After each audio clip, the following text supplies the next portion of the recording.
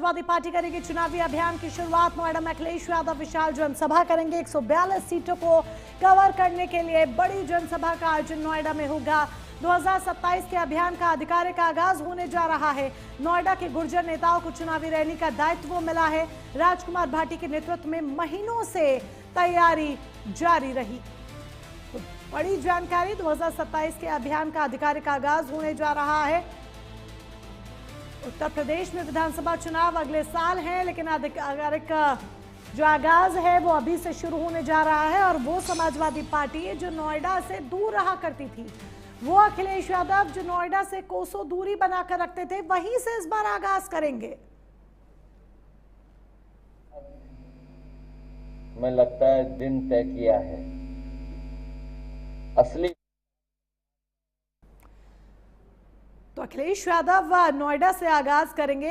क्या नोएडा अखिलेश यादव के लिए लकी चार्म साबित हो पाएगा या नहीं, ये देखना होगा, क्योंकि ये वो नोएडा है, ये वो नोएडा की भूमि है जहां से समाजवादी पार्टी या ये कहिए कि सपा के सर्वा अखिलेश यादव ने सालों साल दूरी बना के रखी थी। नोएडा का इतिहास ये कहा जाता था कि जो भी यहाँ आता था तो वो उसकी कुर्सी चली जाती थी, राजनीतिक संकट उस पर गहरा जाता था। लेकिन इन तमाम मिथकों को तोड़ने का काम सीएम योगी आदित्यनाथ ने किया था। सीएम योगी आदित्यनाथ ने जब इन मिथकों को तोड़ने का काम किया तो देखिए यहाँ पर इस बार समाजवादी पार्टी वही दाव खेलने जा रही है और जनता के बीच पैठ बनाने के लिए नोएडा की भूमि को चुन रही है आधिकारिक तौर पर आगाज करने के लिए। आशीष हमारे सहयोगी लाइव हमारे साथ जुड़ चुके हैं। आशीष, आधिकारिक आगाज समाजवादी पार्टी नोएडा की भूमि से करने जा रही है और सबसे बड़ी बात, नोएडा लकी चार्म साबित होगा या नहीं ये तो बात की बात है, लेकिन नोएडा को अखिलेश यादव ने चुना है, जबकि अखिलेश ने नोएडा से सालों साल तक दूरी बनाकर रखी हुई थी पहले। बिल्कुल, देखिए अगर देखा जाए बीते चुनाव की अगर बात की जाए समाजवादी पार्टी की, तो बीते चुनाव में जिस तरीके से समाजवादी का परफॉर्मेंस की बात कर लें कि इतना अच्छा नहीं रहा है। ऐसे में अब 2027 विधानसभा का चुनाव भी नजदीक आ रहा है, हालांकि अभी साल भर का समय है। ऐसे में राजनीतिक दल जितने भी हैं वो अपनी अपनी तैयारियां पूरी ताकत झोंकने के लिए बिल्कुल जमीनी हकीकत उतर आए हैं। तो ऐसे में समाजवादी पार्टी की बात कर ले तो समाजवादी पार्टी भी लगातार 2027 विधानसभा चुनाव की तैयारी कर रही है। इस तैयारी की जो शुरुआत है वो अगर देखा जाए तो पश्चिमी उत्तर प्रदेश से करने जा रही है। 29 मार्च को नोएडा में एक बड़ी जनसभा समाजवादी पार्टी के राष्ट्रीय अध्यक्ष जनसभा में मौजूद होंगे। वहां पर जो पार्टी के जो तमाम कार्यकर्ता होंगे, नेता होंगे, उनमें जोश भरने का काम करेंगे। क्योंकि देखिए अगर पश्चिमी उत्तर प्रदेश की बात की जाए तो करीब 142 सीटें हैं उस तरफ, और वो उन सीटों को साधने के लिए समाजवादी पार्टी की ये बड़ी जो जनसभा है वो 29 मार्च को देखी जाएगी। ऐसे में अब देखना यही होगा कि समाजवादी पार्टी के राष्ट्रीय अध्यक्ष अखिलेश यादव किस तरीके से पार्टी के जो कार्यकर्ता, लेकिन ये जो रणनीति है, इस रणनीति को डिकोड करना भी जरूरी है कि आखिर क्यों सपा ने नोएडा को चुना है आधिकारिक आगाज के लिए। लखनऊ भी नहीं बल्कि नोएडा को चुना गया, ये डिकोड करना भी जरूरी हो जाता है। देखिए कहा यह जाता है कि जिस तरीके से समाजवादी पार्टी ने 2022 में पीडीए का नारा दिया था और पीडीए को साथ में लेकर के चली थी, तो उससे कहीं ना कहीं 2022 में समाजवादी पार्टी को थोड़ी बहुत सफलता हाथ लगी थी।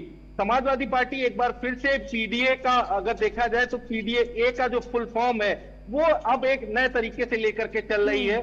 हालांकि अब 29 मार्च को देखना होगा कि जब जनसभा को संबोधित करेंगे तो उसमें पीडीए का फुल फॉर्म भी समाजवादी पार्टी के राष्ट्रीय अध्यक्ष रखेंगे। क्योंकि ए से अगर देखा जाए तो महिलाओं की सुरक्षा को लेकर के, महिलाओं को जिस तरीके से अब दावे किए जा रहे हैं कि पेंशन बढ़ाई जाएगी, साथ ही साथ महिलाओं को नई नई चीजें लुभाने की जो बात कही जा रही है वो अब 29 मार्च को देखना होगा। क्योंकि अब देखिए समय नहीं है, अगर देखा जाए 27 के चुनाव को लेकर के समय नहीं है। सभी राजनीतिक दल तैयारी कर रही, चाहे वो समाजवादी पार्टी हो, चाहे वो कांग्रेस पार्टी हो और चाहे वो बहुजन समाज पार्टी हो।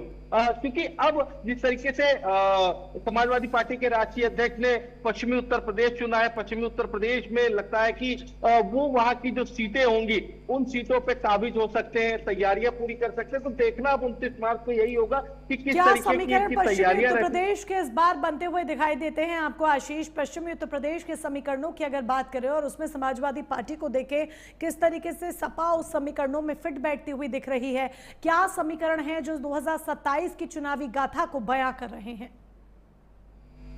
देखिए क्योंकि अगर देखा जाए समीकरण के हिसाब से अगर देखा जाए तो बहुजन समाज पार्टी की हम बात करते हैं। सबसे पहले बहुजन समाज पार्टी बीते चुनाव में उतना अच्छा परफॉर्मेंस नहीं रहा, बहुजन समाज पार्टी की उतनी सीटें भी नहीं आई। और बहुजन समाज पार्टी ने जिस तरीके से आप पश्चिमी उत्तर प्रदेश से भी रैली का आगाज किया था अभी बीते दिनों, और बड़ी संख्या में बहुजन समाज पार्टी के कार्यकर्ता पहुंचे थे। बहुजन समाज पार्टी की राष्ट्रीय अध्यक्ष मायावती भी सभा में मौजूद थी, और अब समाजवादी पार्टी के राष्ट्रीय अध्यक्ष अखिलेश यादव कर रहे हैं। तो ये पूरी तरीके से वोट बैंक को अगर देखा जाए तो वोट बैंक को खींचने की एक तरीके से पूरी कवायद है।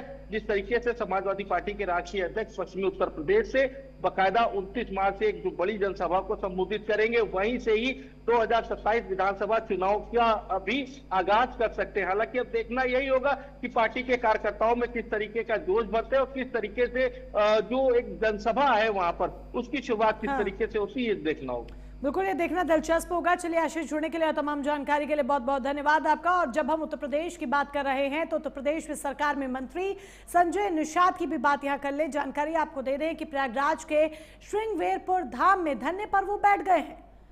जी हाँ, उनका कहना है कि श्रृंगवेरपुर धाम की जमीन पर अवैध मस्जिद बनाई गई है। उनका दावा है कि 15 साल पहले मंदिर के पुजारी की हत्या कर वहां मस्जिद बना ली गई। पुलिस प्रशासन उन्हें समझाने की कोशिश कर रहा है। मंत्री निषाद क्या कुछ कह रहे हैं, खुद सुन लीजिए। 5 दिन से माननीय मुख्यमंत्री से मिला था कि यहाँ पिछले बार आए भी थे मुख्यमंत्री जी। उनके स्वागत में सभी देश के प्रदेश के लोग आए थे। सबको मालूम हजारों करोड़ रुपया देकर हमारी सरकार ने इसे धरोहर घोषित किया। 5 दिन पहले यहाँ के डीएम से बात हुई थी, एसपी से बात हुई थी कि इसको साफ सफाई कर दीजिए। यहाँ आते हैं लोग सह सम्मान आए जाएं। ये भगवान राम के आद बाल सखा निषाद राज का किला, ये स्वर्ग भूमि है, ऐतिहासिक भूमि है। यहाँ पर्यटक स्थल घोषित है, भगवान 3 किलोमीटर का किला है। ठीक है, इसको पिछली विदेशी ताकतों ने इस किले को तोड़ के गड्ढे में डाल दिया, खुदाई हुई है। पिछली सरकारों ने तो लूट लिया किले के खजाने को। इसमें एक भगवान राम जहाँ रात्रि विश्राम किए हों, त्रेता में ही से जो है सेना दे के रावण को ख़त्म किया हो, तो ऐसे में उस किले पर मस्जिद है, अवैध मस्जिद, उसे हटाई जाए। रुड़की से खबर, धनौरी मार्ग पर भीषण सड़क हादसा।